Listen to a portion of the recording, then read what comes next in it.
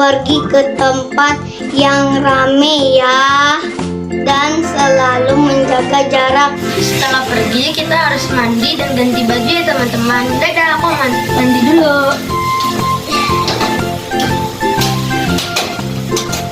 Ayo kalian jangan ngintip ya. Jangan lupa berolahraga ya. Jangan lupa makan makanan yang sehat dan bergizi supaya tubuh kita selalu sehat. Shalom adik-adik, gimana nih kabarnya? Semoga sehat selalu ya. Siapa yang percaya kalau Allah tuh ada di tengah-tengah kita? Boleh sama-sama katakan amin. Oke, yuk sama-sama kita nyanyikan pujian ini.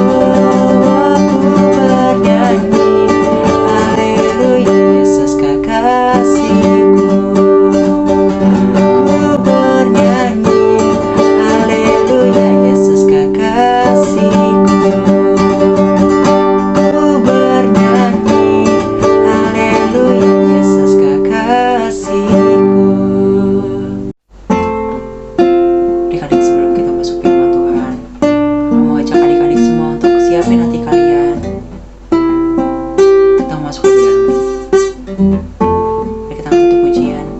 Ya,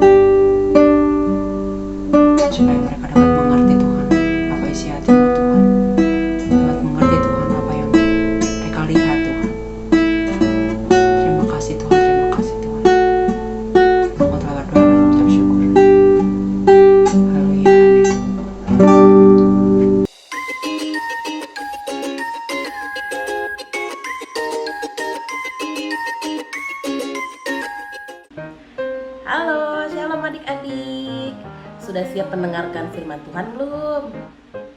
Kalau sudah, yuk kita siapkan hati kita bersatu dalam doa ya. Tuhan Yesus, terima kasih untuk berkat-Mu. Kami boleh bernyanyi, menari untuk Tuhan Yesus. Kalau sekarang kami mau duduk diam, kami mau mendengarkan firman Tuhan. Tuhan Yesus, biarlah Engkau memberikan pengertian agar kami mengerti apa yang menjadi isi firman Tuhan. Terima kasih Tuhan Yesus. Haleluya. Amin. Adik-adik, Cici Evi punya suatu cerita nih. Adik-adik, nonton ya. Pada suatu hari, ada seorang anak yang namanya Budi. Budi adalah seorang anak yang baik banget.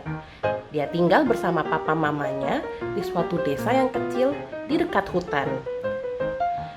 Papa mamanya Budi bukanlah orang yang kaya. Papa mama Budi hanyalah seorang petani di desa itu. Tapi meskipun papa mamanya dan juga keluarganya bukan dari keluarga yang kaya raya, namun mereka hidup dengan sukacita.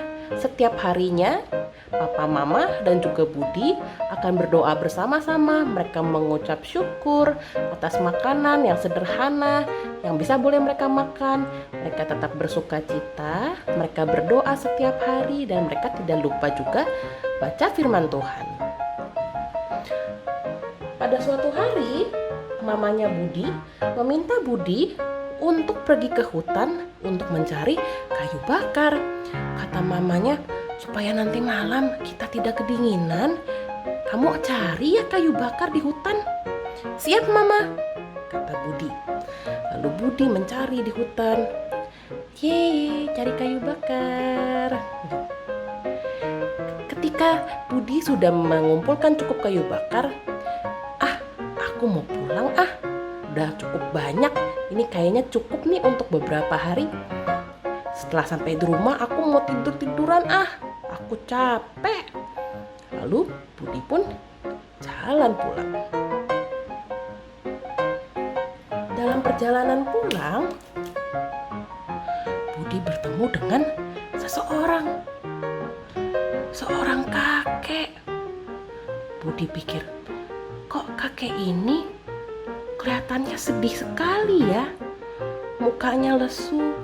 Terus dari tadi dia megangin perutnya. Ada apa ya?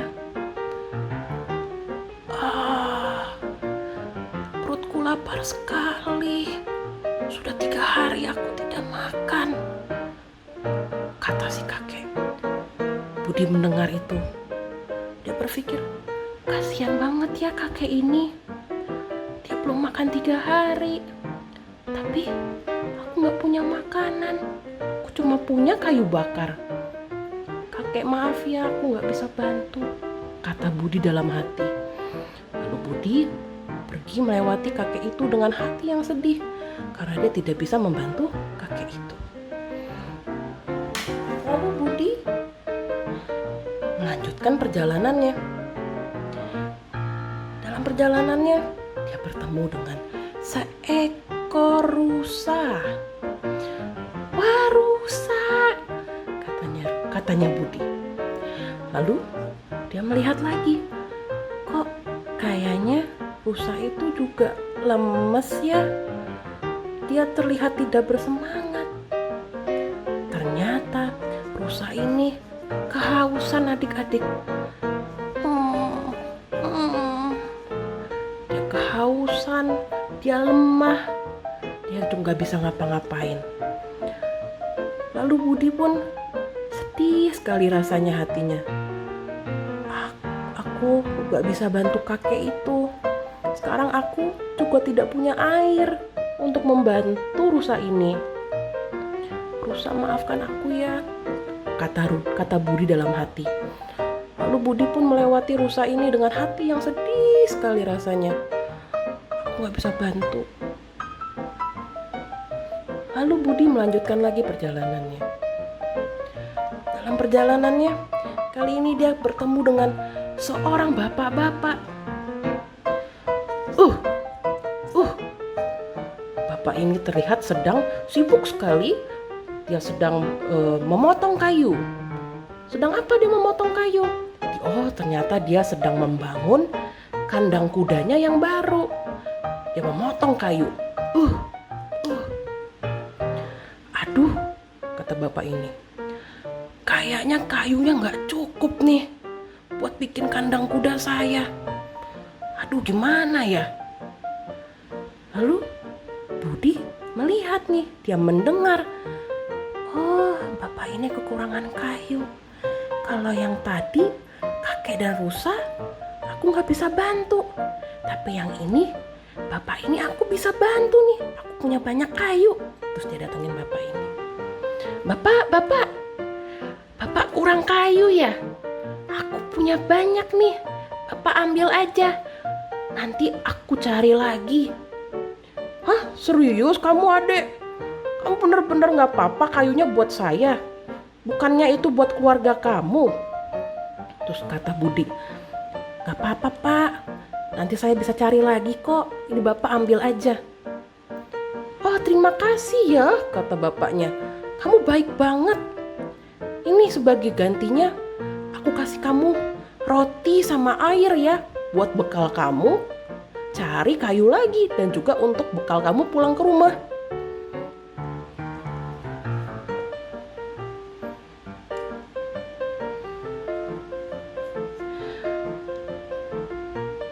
Pak, terima kasih ya untuk roti dan airnya. Adanya aku yang makasih. Makasih ya untuk kayunya. Hati-hati kamu di jalan. Oke Pak. Dadah, Tuhan berkati. Wah, Budi seneng banget adik-adik. Dia dapat roti dan dapat air. Aku mau jalan pulang kalau gitu. Tapi dalam perjalanan pulang, dia teringat roti ini dan air ini bisa untuk kakek dan rusa. Tuhan Yesus bilang, kita harus hidup saling tolong menolong. Kembali deh buat mereka. Akhirnya Budi pun memutuskan dia akan kembali untuk memberikan roti kepada kakek dan air kepada si rusa. Lalu dia pergi kembali ke arah. Setelah dia berjalan, dia ketemu dengan si kakek. Kakek. Kenapa anak muda? Kakek lapar ya? Ini aku ada roti.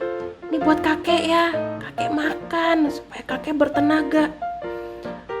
Wah, anak muda, terima kasih ya. Kamu baik banget. Aku sudah 3 hari tidak makan. Tuhan berkati kamu ya. Iya kakek, Tuhan berkati kakek juga ya. Lalu rotinya diberikan ke kakek. Dan kakek itu makan sampai kenyang dan jadi bertenaga lagi. Lalu Rudi pun lanjut membawa air itu untuk berikan kepada si rusa. Terus dia datang kepada rusa. Rusa, kamu haus ya? Maaf ya membuat kamu menunggu. Ini kamu minum yang banyak ya. Kamu harus minum yang banyak, kamu harus bertenaga lagi. Terus rusa ini dia minum. Wah, dia minum banyak sekali. Dia sudah haus, dia tidak minum berhari-hari. Rusa, kamu harus sehat ya. Tuhan memberkati. Lalu Budi pun memberikan minumnya kepada rusa dan dia pulang ke rumah. Dalam perjalanan pulang dia sambil mencari kayu bakar yang lain buat di rumah.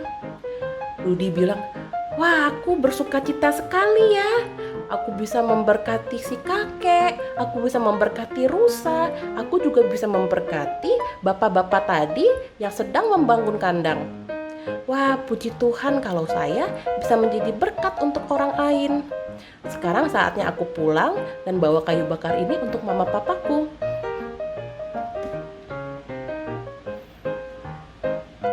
Adik-adik, tadi sudah mendengar ya cerita tentang si Budi. Walaupun Budi bukan dari keluarga yang kaya raya adik-adik, dia tidak punya banyak uang. Pada waktu itu dia cuma punya kayu bakar. Tapi dia berusaha bagaimana caranya dengan apa yang dia miliki, kayu bakar, apakah bisa memberkati orang lain. Walaupun dia sendiri berkekurangan adik-adik, tapi dia tidak melihat hanya kekurangannya, tapi dia mencoba menjadi berkat juga bagi orang lain lewat kekurangan dia. Lewat kayu bakar itu dia mendapatkan roti dan dia mendapatkan air, dan berkat yang dia punya pun dia tidak nikmati sendiri loh adik-adik. Padahal Budi mau bawa pulang roti itu sama air itu untuk papa mamanya bisa ya. Tapi enggak, berkat yang dia punya dia berikan juga kepada si kakek dan kepada si rusa. Wow, baik banget ya. Adik-adik, mungkin sekarang keadaan adik-adik mirip si Budi ya.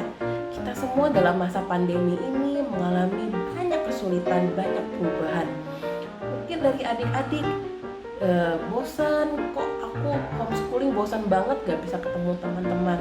Atau mungkin usaha orang tua adik-adik mengalami kesulitan karena COVID. Jadi yang dulunya setiap minggu adik-adik bisa makan McDonald atau bisa makan Kentucky, tapi sekarang nggak bisa karena harus makan makanan yang sederhana demi menghemat uang.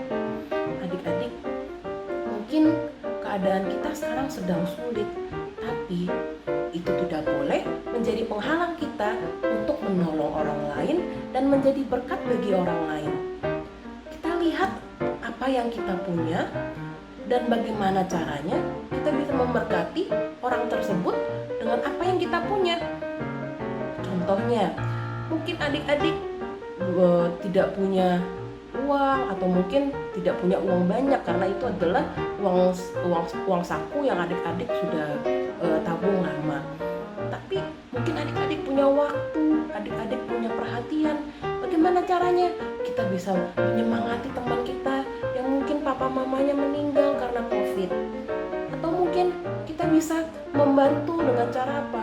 Berdoa bagi keluarga kita yang sakit, atau kita bisa menyemangati mereka kalau misalkan mereka sedang patah semangat karena kesulitan karena COVID.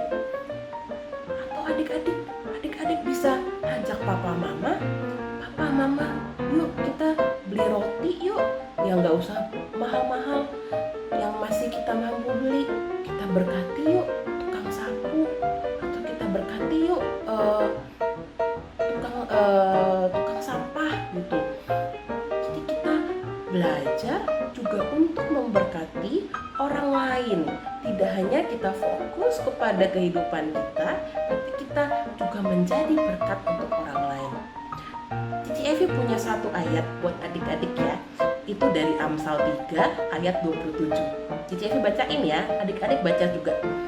Janganlah menahan kebaikan daripada orang-orang yang berhak menerimanya, padahal engkau mampu melakukannya. Di Amsal diingetin adik-adik, kalau kita mampu untuk menolong orang tersebut, kita punya yang kita bisa berikan kepada dia. Ayat ini bilang jangan ditahan, tapi kita berikan kepada orang itu. Oke? Adik-adik, sekian firman Tuhan hari ini. Yuk kita berdoa. Tuhan Yesus, terima kasih untuk firman-Mu. Sekarang kami belajar Tuhan untuk bisa memberkati orang lain lewat apa yang kami punya. Tuhan, kami tidak punya banyak. Ini 5 roti dan 2 ikan kami Tuhan. Tapi kami berikan untuk kemuliaan nama Tuhan. Terima kasih ya Tuhan Yesus. Haleluya. Amin. Cerita firman Tuhan hari ini sudah selesai ya adik-adik. Mari kita tutup dalam doa. Lipat tangannya, tutup matanya. Shalom, halo adik-adik. Bagaimana kabar kalian? Hari ini udah dengar firman Tuhan kan? Nah, sebelum kita pulang, kakak mau mendoakan kalian untuk doa berkat ya. Yuk, angkat kedua tangannya. Ya, seperti ini. Mari kita satu dalam doa. Kiranya damai sejahtera dan sukacita dari Allah Bapa di surga lewat anaknya yang tunggal Tuhan Yesus yang telah memindahkan adik-adik kepada kerajaan yang terang dan persekutuan yang manis dan indah bersama dengan Roh Kudus terus mendapati adik-adik terus setia sampai garis akhir, bahkan sampai Tuhan Yesus menjemput kita semua di awan-awan, dan sampai Maranatha Tuhan Yesus kita bersama-sama hidup selamanya di surga. yang diberkati pada hari ini, katakan amin. Tuhan Yesus memberkati. Selamat hari Minggu. Dadah. Sampai jumpa adik-adik dan juga mama papa di video selanjutnya ya. Tuhan Yesus mengasihimu. God bless you.